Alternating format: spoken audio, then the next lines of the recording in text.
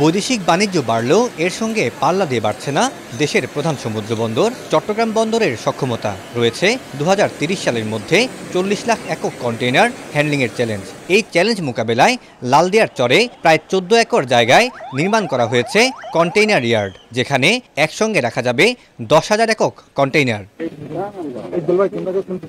সোমবার সকালে চট্টগ্রাম বন্দরের লালদিয়া ও তালতলা কন্টেইনার ইয়ার্ড এবং বে টার্মিনালের জন্য পরিবহন টার্মিনালের উদ্বোধন করেন নৌ পরিবহন উপদেষ্টা ডক্টর এম সাখাওয়াত হোসেন।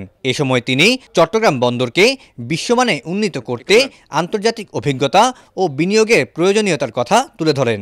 এখানে অনেকক্ষণ ঘন্টার পর ঘন্টা ট্রাক দাঁড়িয়ে থাকতে আমি দেখেছি, সেখানে এখন 2 মিনিট 3 মিনিটের মধ্যে ট্রাক আসা যাওয়া করতে পারছে। তো এই ধরনের উন্নতি করতে গেলে প্রযুক্তির প্রয়োজন আছে, টাকা পয়সার প্রয়োজন আছে, এবং সবচেয়ে বড় হচ্ছে যে আমাদেরকে সেই প্রযুক্তি আনার জন্য আমাদেরকে ইনভেস্টমেন্টের প্রয়োজন আছে। আমি যেখানে যাই সেখানে পোর্ট দেখি, সিঙ্গাপুর থেকে শুরু করে একেবারে আপনার ডেনমার্ক পর্যন্ত পোর্ট দেখেছি।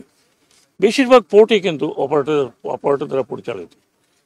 তারা তো এবং আমাদের পার্শ্ববর্তী দেশে কয়েকদিন আগে পেপার আসছে যে তারা 5 গুণ আর্ন করতেছে।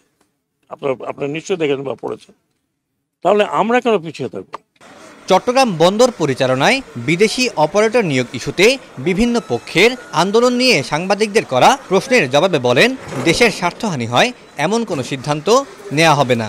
আমাদের দেশের ক্ষতি করে বা আমার বন্দর যে আর্নিং ক্ষতি করে এপিএম টার্মিনাল কেন, যে কোনো টার্মিনাল অন্য আরও বড় শক্তি আসলে আমরা দেবো না।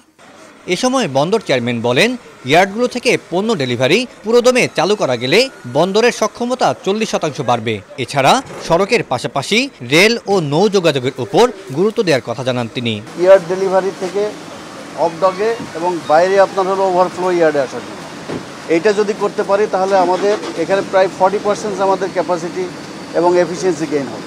এদিকে চট্টগ্রাম বন্দরের নতুন ট্যারিফ বৃদ্ধির বিষয়ে হাইকোর্ট 1 মাসের নিষেধাজ্ঞা দেয় এ বিষয়ে সিদ্ধান্ত পরে জানানো হবে বলে জানান উপদেষ্টা। পরে তিনি বন্দরের কাস্টমস অকশন শেড ও XY শেড এলাকা পরিদর্শন করেন।